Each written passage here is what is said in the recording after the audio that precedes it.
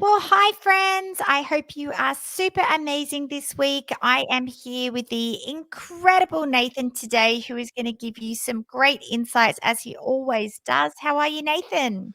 Hey, Beck, really good. Managing to stay dry just here down in, I was going to say sunny New South Wales, but it's the exact opposite of that, right? Like, absolutely horrible week. Soccer cancelled 2 weeks in a row for the kids. We're going a bit stir crazy, but at least dancing can happen in the rain, right? Exactly. How sad that soccer was cancelled for you. I'm sure you really hated not being out in the freezing cold watching them run around after a ball. Look, I did, but Manda, was so super, super excited, to be honest. I bet. I would be Yep, too. I would yep. be too. I can't say the same. My kids' stuff has not been cancelled. Even in the rain, Nathan, it hasn't been Ugh, cancelled. yeah, no, no. Lucky we dance indoors, right? Absolutely, absolutely. But we're here to chat to you guys today about fees. The Fees. biggest studio owners' hatred thing is chasing fees. It's so painful. Yep. I've definitely changed a lot thanks to you with how my business works with this stuff. But yeah, I think it's like the pet hate, right? Absolutely. It's something that we always see, every now and again, especially sort of as we get halfway through the year to the end of the year, we start seeing the questions on Facebook groups. Does anybody know a good collections company? All those types of things. It's the pet hate because especially, you know, what we see from most dance studio owners is they're just such kind, generous, giving people, and that notion of being a bit of a hard nose that chases the cash and chases the money and says to the kids we're gonna have to stop dancing because mum and dad haven't paid fees is just so against so much of what you stand for, right? But at the end of the day, we're a business, and what I see with so many studio owners is not only the fact that they're not getting the money, which is a big issue, but unfortunately how much of their headspace it takes up as well, and how much it sort of affects them. Yeah, like I said, more so from the headspace aspect and not being able to focus on positive things in their studio and their business. Absolutely. I know back in the day, probably 10 years ago now, Nath, I used to do the invoicing at the beginning of the term. And Yep, I remember most terms I would have twenty to $25,000 owing by the end of the term, yep, and trying to collect that and trying to just the cash flow aspect of that, like yep. not having the cash to pay your staff. It was a nightmare, an absolute Yeah. nightmare. Oh, 100%. And like you said, that, that is a percentage, obviously, like you run a very big studio. So that number is obviously like a smaller percentage of your total fees and whatnot, but still it's a big chunk of money, whichever way you look at it. And for every studio has that, whether it's like 3 or 4% or even like 5 or 10% of your fees for that term, that amount of cash for any studio owner is something that we need, like you said, to pay the bills through the holidays, and all of those kinds of things. And like I said, it's just always such a sticking point and something that we need to, I guess, flip our way of thinking about it. There's so many different ways I think we can attack it. To number one, stop it getting to that point of having the big dollar amount outstanding, but then also just more effective ways of chasing it if it does get to that point as well. But I Absolutely. think, Well, I know. Yeah, no, oh, I was sorry, I just was going going to. to say, but I think today we're focusing more on how to stop it getting to that point, right? Yes, and I was going to say the biggest game changer for me was swapping to direct debit or a membership, like you do at a gym, where that Yep. money just comes out each week of everybody's account, and that was massive for me to change that over. Massive. 100%. And we see so many advantages from it, right? Number Yep. one, and this was something that came up in one of our SGC calls the other day, was, people talking about, start of term, because there are still, we know there's still loads of studios that invoice for the term up front. That's the more traditional way of doing that. We know that. And we completely understand that. But talking about, how we always have that start of term drop. And one of our members suggested and pointed out that they feel like it's probably come down a bit since they've swapped to that weekly direct debit, because instead of getting the bill for $800 up front at the start of the term, it's just $80 a week coming up. Now, obviously, we all know it's the same amount over the term, but that $800 invoice makes the parent stop and think, oh, crap, $800, that's, yeah, okay, a bit of money, interest rates going up, the price of groceries going up. I'm hearing all this inflation stuff. do you really like dancing, Susie? Like, like all those little things. It's that stop and think point. But once we shift to the weekly direct debit, I'd be fairly certain as well, and I don't have like the stats or the data to back it up, but I'd be fairly certain that's definitely true. That it's just they're used to just paying that $80 or whatever it is per week, and that just comes out the start of next term. It starts coming out again, and little Susie just keeps on coming to dance, right? Yep, absolutely. It's a huge game changer. I'll tell you what else it's a huge game changer for, and I know I said this before, your cash flow. Yep, Because I know every week exactly how much money's coming in. And then, yes, we still have a few people who obviously their money doesn't go through and we have to give them a call and chase them. But yep, it doesn't get to an astronomical amount. That's the no, thing because you're just chasing them straight away. And I think we know what we're sitting at each week and we know where we're going. It's just a total game changer. yeah, and exactly like you said, like yes, we have people whose payments bounce. We get that as well, but using that $800 a term example again, what would happen in the past? And don't like this happened in our studio as well in years like before we converted to direct debit, and you were saying it happened at pause as well. Is that you send the $800 term invoice, and something happens in the family situation. They've always been a good payer, but the invoice goes outstanding for that term, and in the back of your mind, you're like, no, that family's always a great payer, all good, they'll fix us up. You send a couple of emails and whatnot. But then it comes into next term as well. And you send out the $800 again. You get caught up in crazy comp season and all the things that we do when we start running as studio owners. And all of a sudden you get to the end of the next term and the next $800 and a couple of costumes haven't come out as well. So we've gone to like $1,600, possibly like $1,800 as well outstanding. And you're like, crap, what's happening here? And then again, we get caught up in the running and they've always been a good payer. You put it to the back of your mind. Next thing, the bill ends up around concert time at $3,000 outstanding because you haven't chased it up properly, and you put yourself in a bit of a bind, to be honest, by not chasing it up. But if we're on the weekly direct debit, it just means we can start opening those conversations really early when they miss their first $80 payment. Hey, just noticed your payments bounced. What can we do to help fix this up? And then we're just continually, if we're on top of our admin and those sorts of things, then we're catching it at the $80, $160, $240 mark. And we can start making changes then, whether it's them pulling back classes or they get on top of it. Because at the end of the day, like I said, it's our nature to be so giving and generous so many of the time, and we always trust people's better nature, which is often to our detriment a lot of the times. But Yes. once we start, because people end up paying or prioritizing us where we allow them. So if they know that they can sort of get away with it, that means that they're going to put us towards the bottom of their prioritization around bills. Yeah. But if they know that we're going to be following up with them and just gently questioning, it's not as if we're going to blow our lid after the first non-payment.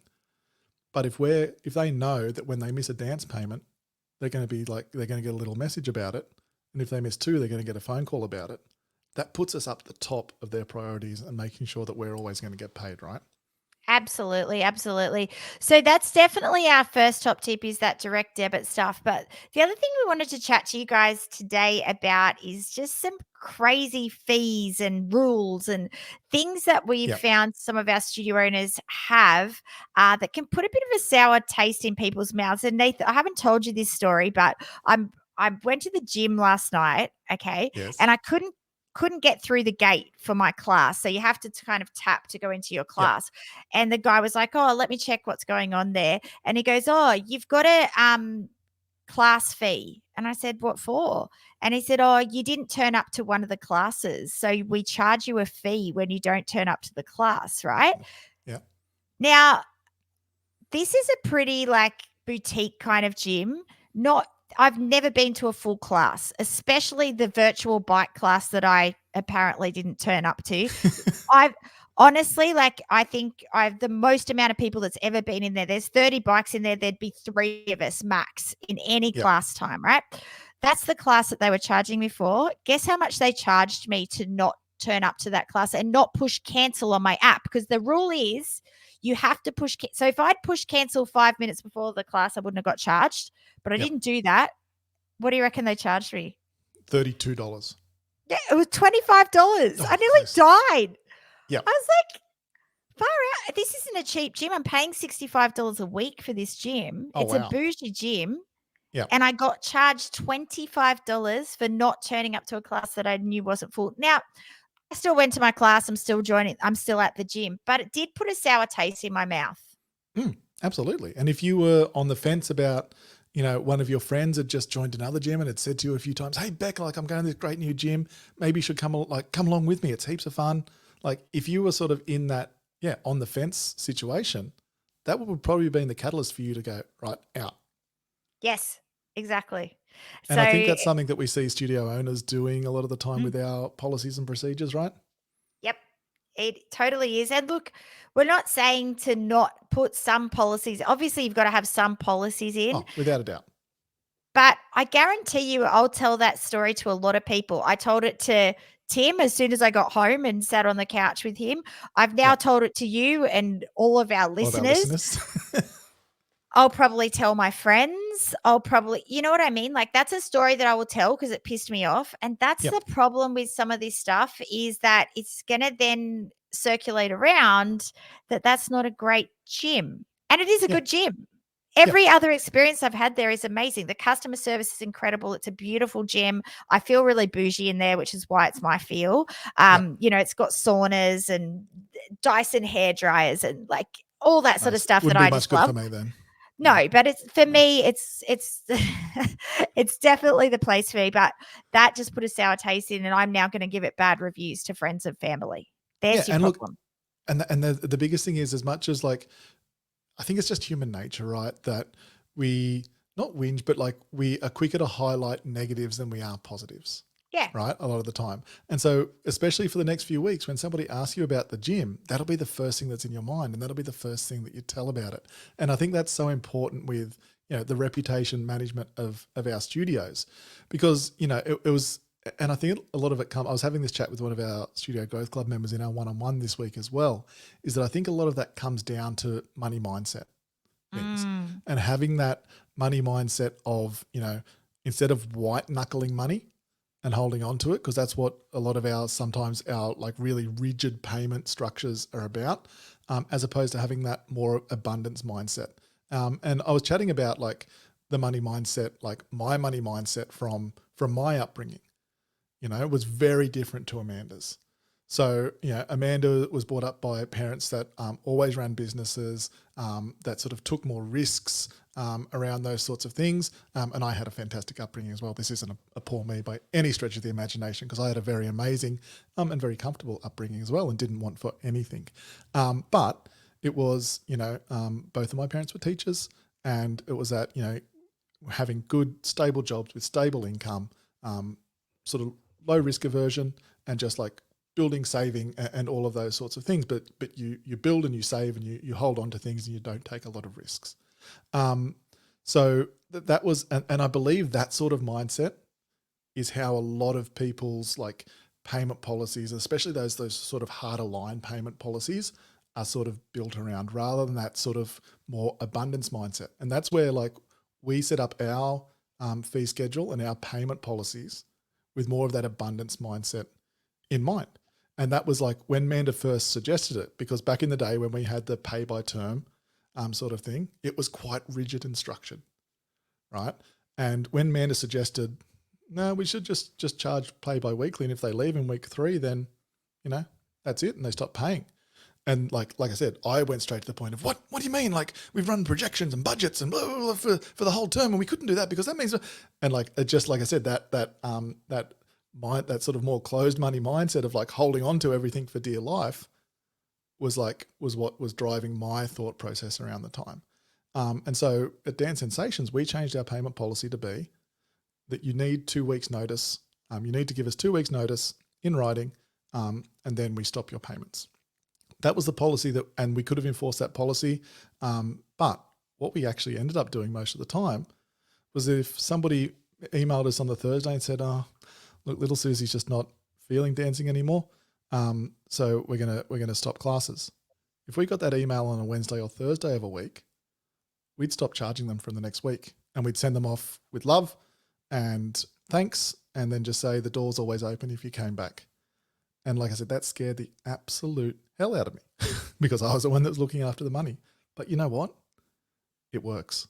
It Mm. really, really works because everybody that goes nobody has a sour taste in their mouth about money, and that's what people get the biggest bee in their bonnet about, we know. And then they do feel welcome to come back. They never have anything bad to, like, they're always leaving on a positive, right? Yes, I think there's so many of us that let these students leave on a negative for various reasons. And we just have to be so careful of that because that can really bite you in the ass later on. I used to be one of those studio owners for sure. And yeah, I used to do the same. Well, you're into the term week 3, you have to pay for the rest of the term. That's just the way it is. That, it was crazy. And I feel the exact same. We're much more lax about it now, but I think it's giving us a better feel in our community. Look, I still charge charges if their money Yeah, bounces, we charge them for their money 100%. bouncing. Yep. And we're pretty strict on that Yep. because we want their money to not bounce. But as far as them opting out, I love what you said, Nath, about, I send you with love. That is so important to do in your headspace as well, because sometimes you lose big clients and it hurts. Like, it really does hurt. Yep. But you're right. We have to send them with love, wish them the best. And you know what? They might come back to you a year later. You just never know. 100%. And yeah, exactly what you said. Like, because the weekly direct debit comes with its own, obviously, like processing fees and things like that, which is an objection that we hear from studio owners a lot around that. And we were the same. If their payments bounced, then that's on them. Yep. But again, it's that holding them accountable, and holding them accountable to it quickly is exactly what I was talking about before. It means that they know that we're on top of it. We're holding them accountable, which keeps us at the top of we have to pay these people. We don't get slid down their like payment priorities list, because like we all do that. We're all humans. We all have those things like, oh, I can probably just put that bill off a couple of weeks. Like, doing those things and holding people accountable around it makes sure that cash flow comes in steadily as well, right? Yep. Absolutely, absolutely. It's interesting though. I'm going to go back to my gym thing because I think about that now, Nathan. I think, yep, well, at the end of the day, I probably will remember to cancel that class next time. Like, you know 100%. what I mean? They are teaching me something by doing that. Whether they're Yep, teaching me in the right way or not, I'm not sure. exactly. But it's interesting. You've got to find that fine line. But I think it'd be great for our studios owners out there today to self-reflect, to Yep. think about the fees and the rules that you have in place with fees, and think about if that was you getting those same fees and rules from a gym, for example. Would it put a Yep. sour taste in your mouth? How would it make you feel? Or if it was your child going to a different activity, how would it make you feel if that was the case? If you were taking them to karate and it was week 3 and the child was screaming and crying and absolutely did not want to go, because it's so hard to get these kids out to an activity they don't want to go to. We've both Yep. been there. Yep. And so how would that make you feel that you had to keep paying it for the next 7 weeks? And Oh, just self-reflect on that, I think, is the key, right? yeah, without a doubt, without a doubt. So we talked about, in terms of like making sure that we are able to chase fees most effectively, we talked about weekly direct debit or fortnightly direct debit, but whatever it is, having that steady, regular cash flow not only like helps with making sure that those fees don't get too high in the first place. Then the next bit is making sure that we chase it up and hold people accountable. I think a lot of it comes down to as well, like people being a bit afraid of the phone calls around Yes. it. So like we can shoot an SMS about it, we can send an email about it, but sometimes the third one, we have to pick up the phone and call with empathy. Like, always lead with empathy around these, especially if it's people, like I said, that have always been good payers, sorry, not players. Ring them and say, hey, I just noticed that your payments have actually bounced the last 3 weeks. Is everything okay? Yep. And let them have a bit of a talk, because you're much more likely to start working on a solution with them. Because to be honest, what we generally see with most people when you're having that conversation, you're not the only person they're getting those phone calls from as well at the moment, right? So making sure, again, leading with empathy, but you've got to open the conversation. And sometimes it's a hard conversation as well, but it's a conversation we have to be comfortable with and that we have to stand firm on. Not horribly, not jump up and down and throw the toys out of the pram, but like, okay, I completely understand. Maybe we need to cut back on a couple of classes while we can get this under control, right? Yep, absolutely. I love that you're going at it with understanding and I think it's that not being reactive and realizing that people, one, get busy and forget, and two, actually go through hardship and can't do it. And 3 sometimes, like you said, just aren't prioritizing it because you're not prioritizing it. I loved what you said about that as well, Nath. But yes, going in and with it gentle is definitely the key. Yeah, we can be gentle and we can be firm at the same time. Yeah, because Yep, we can't keep giving it away for free as well. And you've got to be able exactly. to like get comfortable with what, what you're going to do about it and not jump up and down. But yeah, like I said, we can definitely be kind and firm at the same time and still get the result that we need out of it, which is our cash coming in. I love it. I love it. You were telling me a little analogy. You were telling me a story the other day Oh when we yeah. were on the phone to each other, and I wanted you to tell our listeners to finish off today. Can you tell Yeah. us that beautiful story, Nath? Exactly. And it was around those, those really tight, rigid fee structures that we have in place, right? And the analogy came when I started in another life, when I started my teaching career. And one of the professional developments we had early on there was about the school values and especially around making sure that everybody's on board with our school values so that we can do what we wanted, which was educate the children. And it applies exactly the same to dance. And it's about how do you get everybody to stay around and do what you want. And the analogy was when people first started building cattle stations out right out in the outback in the middle of Australia, and obviously they're coming from places close to the coast or even like back overseas where they had small paddocks and they build fences around their cows, right? But then they get out into these wide, vast expanses, and there's no way that they can build enough fences because it's just too huge a property and whatnot. And they're like, okay, well, how do we solve the problem of all our cattle running away because we need them to stay here because that's what generates our income, right? And somebody came up with the bright idea like, well, all animals need water, and we're in the outback in the desert here, so there's not a lot of water. Let's just put a really big well right in the middle of where we want them all to stay, instead of having to spend all the money and resources on not only building but maintaining those fences around them. And what they found was that that achieved their goal. And the analogy from an education perspective was that that well is the center of everything we do. It's our values, and so within our studio, right, it's the values of our studio. It's the amazing product that we offer within our classes. It's the family-friendly feel. It's everything that we do that keep our students and our families in around us. Now, what we see sometimes is with those really rigid policies that we try to build fences around them. And then we try and like steel reinforce those fences and and things like that. And it just takes so much time, effort, and resources to try and reinforce those fences all the time. And people hate like they're feeling being trapped in those fences. But if we've got a really strong set of values and beliefs and everything that's at the core of what we do, then it keeps our families and our parents in there and happy. And like I said, like it is a big leap to make that to our payment policies are included in that as well.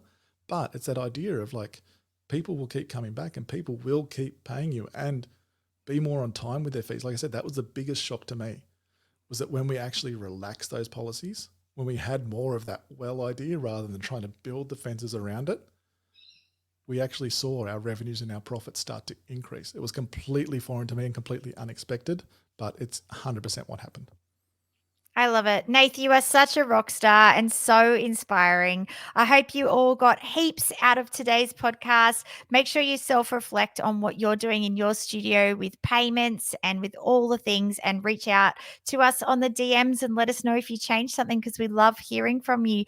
Thanks so much, everyone. And thanks for listening. We'll talk to you next week. Bye bye. Thanks, everyone. Bye.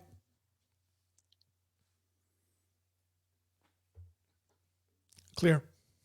You're a rock star. Thanks. Hasn't stopped recording yet.